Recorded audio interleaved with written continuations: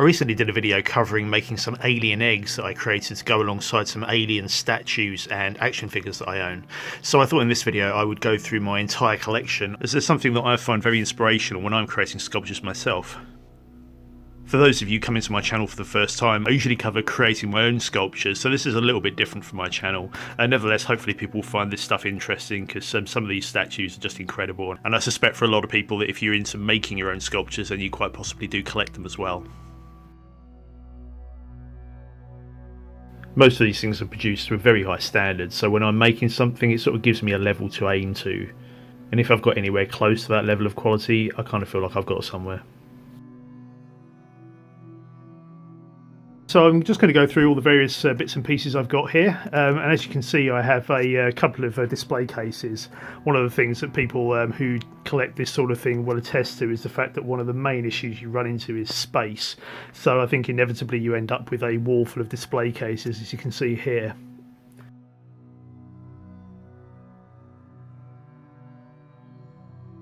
So, well, let's start at the beginning. So this case here sort of contains all my horror stuff, and this sculpture in particular is kind of where it all started. So I was never necessarily into action figures, but I happened to be in Camden in London and I noticed this guy on a stall and I was instantly blown away by the level of detail in it. This is the Scythemeister from the Tortured Souls line, and this is a line that was created by Clive Barker and Todd McFarlane, the owner of the company.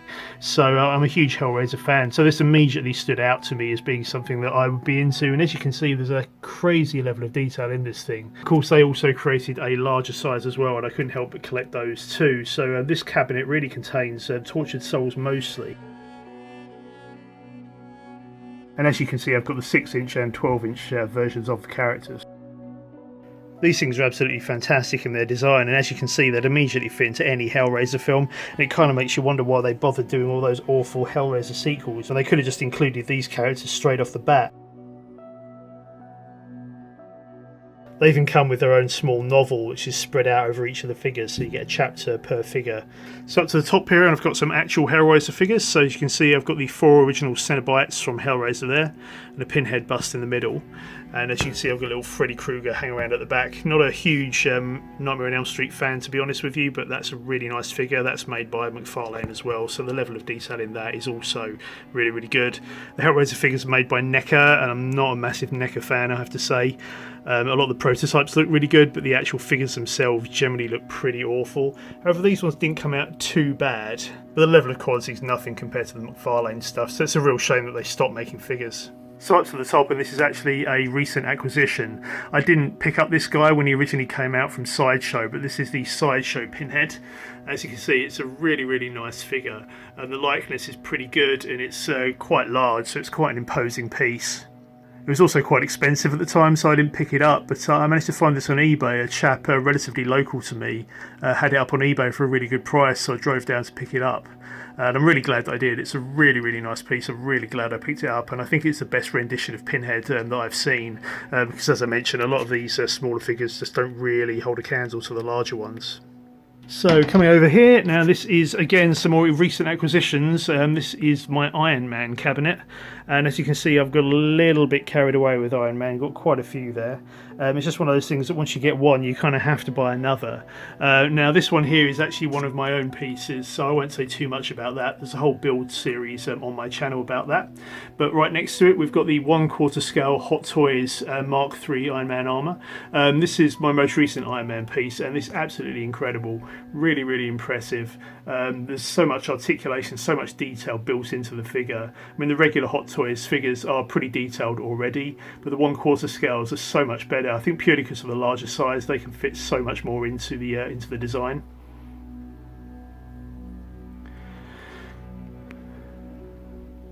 Now, something I haven't done for my models, generally speaking, is to put the batteries in. It's partly because after a while the batteries can leak and actually damage the figure, so I haven't really bothered with that.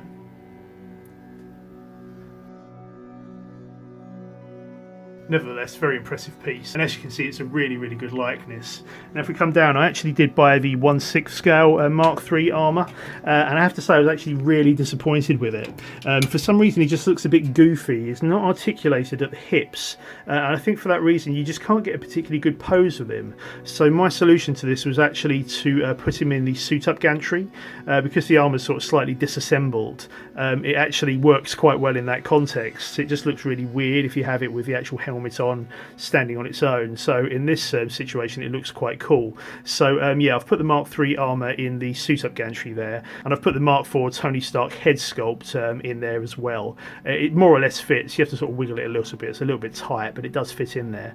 I've actually got the Mark IV armour down here, and another reason for really taking that out is because I really like the Mark IV armour, so it's quite nice to actually have it standing so you can see the full details in that suit rather than it being sort of partially obscured in the suit up gantry. This was actually a present from my fiance, and I was sort of really getting into Iron Man at the time, so she was getting quite dismayed that I was trying to buy Iron Man figures while she actually had the suit up gantry on pre-order, so she managed to dissuade me from doing so. But once I'd actually got that, then the sort of floodgates opened and I ended up buying a bunch more. Now in the corner just behind here we've got the Armour Unleashed suit.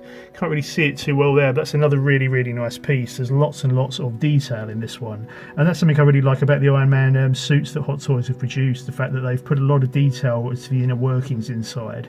So there's always sort of flight flaps that open up and you can see some of the mechanisms within, and this armour in particular is sort of particularly suited for that.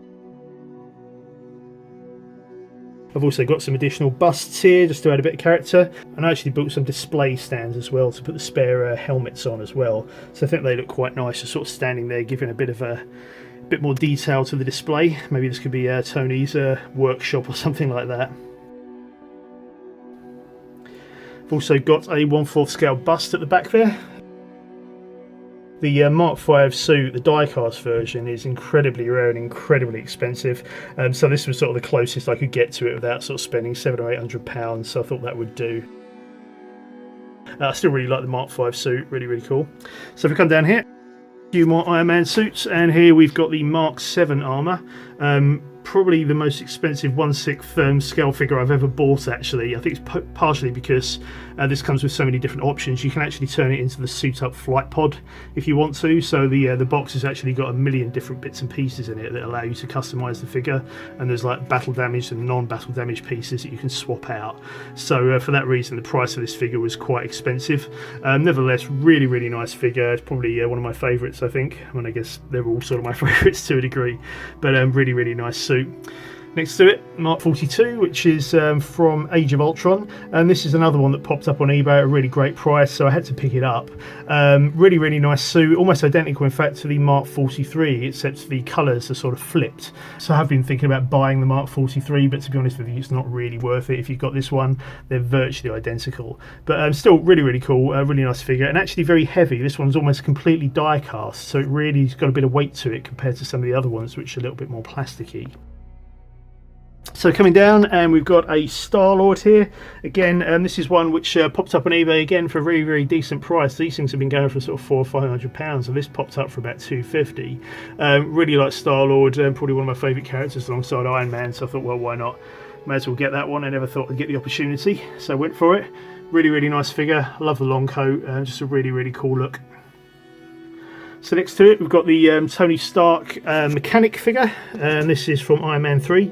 Again, one of those ones which has got lots and lots of different accessories with it, so you can sort of display the figure in a variety of different ways. I've got him just sort of leaping through the air here in that scene from Iron Man 3. Really cool scene, really cool figure, and actually not that expensive as well, so that was really that was quite nice to pick that one up. And next to it, one that you barely see in the film actually, but a design I really like. It's the Star Boost figure, and this is one of the ones from the House Party Protocol at the end of Iron Man 3. I really like the way it's got the sort of gold visor as though it were a sort of a space suit for going into orbit, and sort of thought that's a really cool addition to the suit, and a really nice design. So I've been seeing that one on eBay quite a lot, and that again, that pops up at a reasonable price, so I thought, yep, let's have that one. And I don't regret it. Really nice figure. So So now some Terminators. So I've got the endoskeleton here. Again, that's a Hot Toys one. I actually regret not getting the 1/4 scale endoskeleton they released a few years ago. I mean, it was very, very expensive at the time, so I didn't go for it. But I can't help feeling that you can't really do this figure justice unless it's at quite a large scale, purely because you can't get the chrome effect quite so easily. I mean, this one's not too bad. It's got all the articulation and the details there, but the finish isn't quite there. So I might one day look to get a larger scale endoskeleton, because it's really iconic. I mean, it's one of my favourite characters, but that will do for the meantime. So at the back, so slightly more recent exhibition. This is the Terminator from T1 when he assaults the police station. Very, very cool. If I take off the glasses here, I'm not going to be able to get these back on, but you can see he's got the detail of the cut out eye there as well, which is really, really cool. Nice bit of detail, and that does light up, although I've taken the batteries out there just so they don't leak. Oh, got back on, there we are. Right. So also at the back here, this is actually a custom. So when you buy Terminator figures, you tend to get spare heads, so you can have different battle damage, and also sometimes you get different clothing as well, just because sometimes they're more beaten up than other times.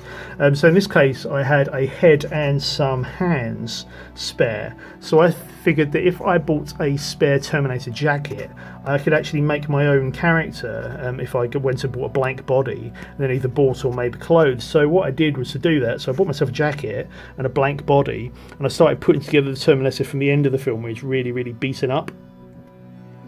And that came out quite well. I mean, you can see he's not wearing quite the right boots there, and the base is one I put together myself.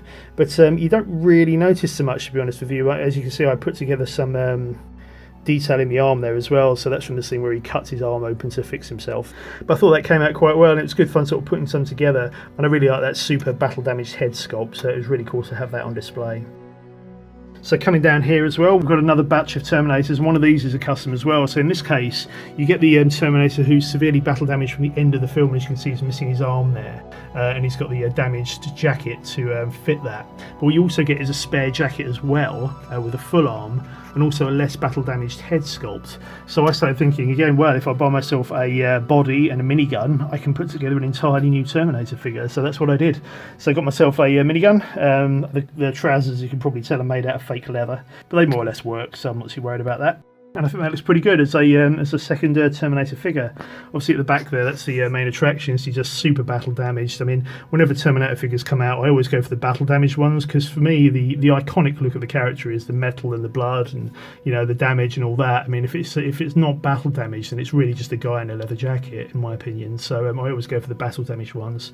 And this is the DX special edition one, I think. So this comes with the T1000 there, which is really, really cool. I think the super special edition one comes with like a Robert Patrick head sculpt, but I didn't get that one. Nevertheless, really, really nice piece, and it looks really cool with the T1000 there grabbing his arm.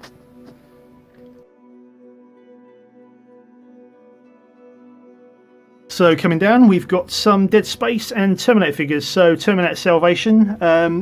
I've got a bit of a soft spot for that film, actually. I know a lot of people don't like it, but I quite liked it. I particularly like the design aesthetic of it, and I love the T600s, particularly this Hot Toys one with the damaged clothing. I think that looks really, really cool, and there's a hell of a lot of detail in this character, so I had to pick that one up. And I think because it wasn't a particularly successful film, this was actually relatively reasonably priced, so that was quite nice. And here we've got a Dead Space figure. Now, I've made my own Dead Space figure, if you've seen on my channel, and if you're interested, you can go and check that out. But this is the one that was released for Dead Space 3. And it's one of the only Dead Space figures that's really worth picking up, I think. NECA did a few, but again, they just weren't all that great. But this one's by 3-0. And really, really nice figure. Some of the other 3-0 figures haven't been that great. I bought their Pinhead a while back and ended up selling it immediately. It just wasn't all that good. But this figure in particular is really, really nice. I've always hung on to that. So up to the top we come to the Aliens collection, and this is a variety of different manufacturers. Now, first off, the egg is one that I actually made myself, and I've recently posted a video about making those. I just wanted to add a little bit of accessorization to the Aliens display. So on the left here we've got Hot Toys Power Loader, and this thing's about 10 years old now. This came out when they did the Aliens Colonial Marines, which I'll come to in a little bit. Really impressive model, very, very cool, very large. and obviously very iconic, so I had to have that one. Just below it is a Marine and a power loader fighting an alien. Now this actually came from Aliens Colonial Marines, and I've got to confess I haven't actually played the game. Everyone said it's awful, so I never quite got round to it, but I had to buy the special edition just for the figures. It's a really, really nice figure, and I think the special edition was only like 20 or 30 pounds, so really nice piece. Had to pick that one up. So next to it we've got an Alien Queen bust. Now I'm not quite sure who made this actually. I've had it for so long I don't even recall buying it, but yeah, really, really nice, and there's a lot of detail in this despite its small scale, so I really do like it.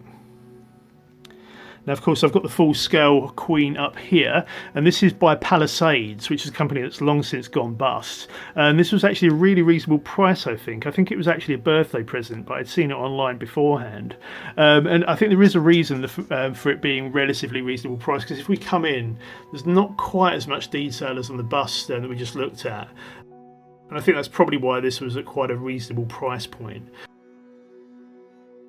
Nevertheless, really imposing figure, really impressive, and obviously the Alien Queen's really, really cool. So I've always had that one on display. So coming down here, we've got an Alien bust. Again, not quite sure of the manufacturer on this one, but I've had it for many, many years. Really like the look of that one. Like the coloration of it as well. Reminds me a little bit of Alien Resurrection, although obviously it's the sculpt from Aliens, but still a very nice piece. And finally, up top, this is the Sideshow Alien, Infernus Rex, I think it was called.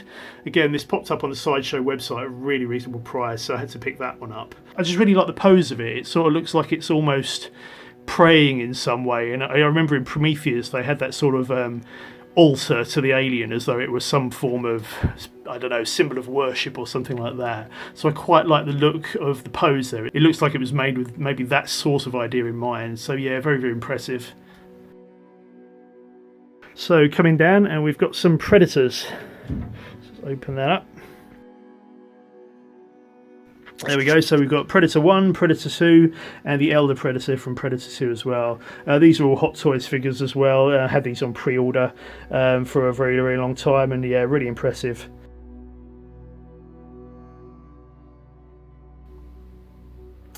Just below I've got some smaller busts here, and again I'm not quite sure of the manufacturer of these. I think some of them are Kotobukiya, perhaps. Correct me on that if I'm wrong though, but again these are really, really nice, just adds a little bit of variety to the display. Nice to have a few smaller pieces in there with the Hot Toys figures. So coming down, we've got some Aliens Colonial Marines. So this is Hicks, although it doesn't look anything like Hicks because Hot Toys didn't have the likeness available to them at the time. So it's just sort of a generic guy with the Hicks shotgun and the armour. At the back there we've got a Pone just underneath his helmet there. Next to it we've got the McFarlane Toys Alien, which again is really cool figure actually, considering it's just a plastic figure. So I've sort of hung on to this one. The Hot Toys did do an Alien, but I never picked that one up, and I wasn't really that impressed with it actually, just from the pictures. But the McFarlane one seems to have done pretty well over all these years. It's still quite impressive, still standing as well, which is really nice. And just down here I've got a few eggs which I've put together myself as well, and like I said, there is a video on my channel covering me making those if you're interested. Down there we've got a little face hugger, and that's one that came with the McFarlane Alien as well. So coming down we've got Ripley, Vasquez, Hudson and Drake. Now again, I don't think they had Bill Paxton's likeness there. Certainly looks vaguely like Hudson, but still you can't really tell with the helmets on, so it doesn't matter too much. But the main draw with the Aliens figures, I suppose, is all the kit really. So you've got the pulse rifles there and the smart guns. They look really, really cool. And again, got another egg down there. This one with a face hug on the side, and yeah, that's one I put together myself. Now I've actually got some spare shelves down the bottom, which is quite unusual for collectors.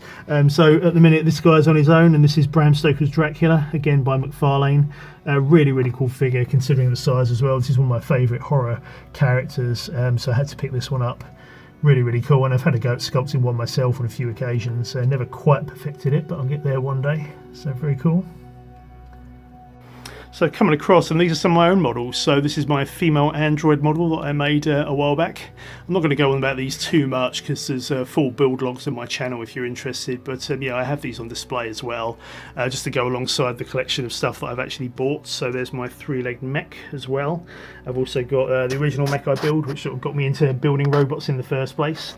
And finally my sort of 1950s model mech there as well. I need to sort of do something about this gap in the cabinet here. I keep making models that are slightly too tall to fit in there, so I have to figure something out, and obviously this mech's a little bit too tall for the actual shelf spaces, so I have to do something custom for that. But it's nice to have them on display as well. The problem with making stuff, of course, is that I just keep producing stuff, so eventually I'm going to run out of space again.